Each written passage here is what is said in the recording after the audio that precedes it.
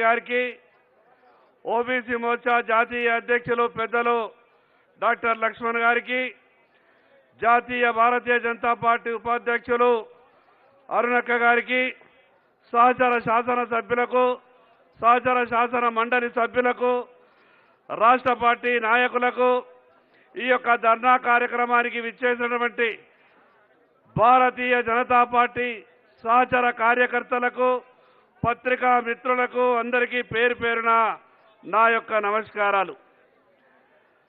సరిగ్గా ఈ రాష్ట్రంలో కాంగ్రెస్ పార్టీ అధికారంలోకి వచ్చే 2 సంవత్సరాలు పూర్తయింది. తెలంగాణ రాష్ట్ర ప్రజలంతా కూడా కలలు కన్నాం. మన తెలంగాణ మనకొస్తే ఇక్కడ కష్టాలు ఉండవని, ఇక్కడి సమస్యలన్నీ కూడా పరిష్కారం అవుతాయని ఆ రోజు ప్రాణాలు పణంగా పెట్టి ఉద్యమంలో పాల్గొని తెలంగాణ రాష్ట్రాన్ని మనం సాధించుకున్నాం. గడిచిన 10 ఏళ్లు ఈ రాష్ట్రాన్ని పరిపాలించినటువంటి టీఆర్ఎస్ పార్టీ ఏ రకంగానైతే తెలంగాణ ప్రజలను మోసం చేసిందో ఆ రకమైనటువంటి ఆలోచనతోనే అంతకన్నా ఒక 4 అడుగులు ముందుకేసి కాంగ్రెస్ పార్టీ పరిపాలన కొనసాగుతా ఉన్నది.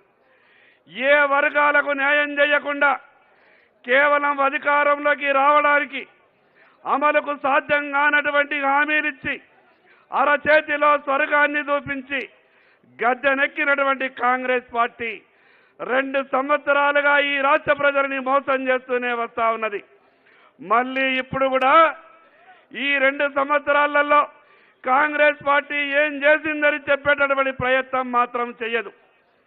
అనేక రకాలుగా ఏ రకంగా సంపాదించాలా, ఏ రకంగా స్కాములు చేయాలా, లక్షల కోట్ల రూపాయలు ఏ స్కాములు చేస్తే వస్తాయో ఆ రకమైనటువంటి ఆలోచనలు చేస్తున్నారు తప్పితే ఎన్నికల సమయంలో ఇచ్చినటువంటి ఏ ఒక్క హామీని కూడా కాంగ్రెస్ పార్టీ నిలబెట్టుకునేటటువంటి పరిస్థితుల్లో లేదు. ఒక పక్క మిగులు బడ్జెట్తో వచ్చినటువంటి ఈ తెలంగాణ రాష్ట్రాన్ని 10 ఏళ్లు పాలించినటువంటి టీఆర్ఎస్ పార్టీ అప్పుల ఊబిలో కూరుకుపోయే విధంగా చేసి గద్దె దిగితే మేమేం తక్కువ తిన్నామా అన్నట్టు కాంగ్రెస్ పార్టీ టీఆర్ఎస్ పార్టీని మించి అప్పులు చేసి ఈ రాష్ట్రాన్ని అప్రపాలు చేసేటటువంటి ఘనత ఈరోజు టీఆర్ఎస్ కాంగ్రెస్ 2 రాజకీయ పార్టీలకు మాత్రమే దక్కింది. చాలా గొప్పగా మాట్లాడిండు ఈ రాష్ట్ర ముఖ్యమంత్రి రేవంత్ రెడ్డి గారు. నన్ను ఒక బీసీ బిడ్డ అనుకోండి, గౌడ్ల సమావేశానికి వెళ్తే నన్ను రేవంత్ గౌడ్ అనుకోండి, ఏ సమావేశానికి వెళ్తే కూడా ఆ సమావేశంలో నేను మీ బిడ్డని అని మాట్లాడిండు. 42% అమలు చేసే బాధ్యత నాది అని అన్నాడు. అమలు చేయకుంటే ఈ కుర్చీ నాకెందుకు అన్నాడు. ఏమయ్యిందో తెలియదు. నేను అడిగిన శాసనసభ సమావేశంలో చర్చ సందర్భంగా 42% అమలు చేస్తామని గొప్పగా చెప్తున్నారు కదా, కేవలం బీసీలని ఆశల పల్లకిలో ఊరేగించే విధంగా ఈ అసెంబ్లీలో చర్చ మాత్రమే పెట్టి నెపం మిగతా వాళ్ళ మీద పెట్టి మీరు తప్పించుకునే ప్రయత్నం చేస్తారు.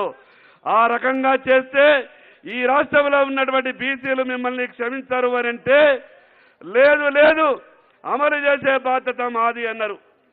ఇంకా మూర్ఖమైనటువంటి విషయం, ఈ తెలంగాణ రాష్ట్రంలో 42% బీసీలకు రిజర్వేషన్లు అమలైనట్టు వాళ్ళ నేత రాహుల్ గాంధీ దేశంలో మిగతా రాష్ట్రాలలో తిరుగుతూ చివరికి వాళ్ళ సిడబ్ల్యూసీ తీర్మానంలో కూడా ఈ రాష్ట్రంలో బీసీలకు 42% రిజర్వేషన్లు ఇస్తున్నట్టు తీర్మానంలో రాసుకున్నారు.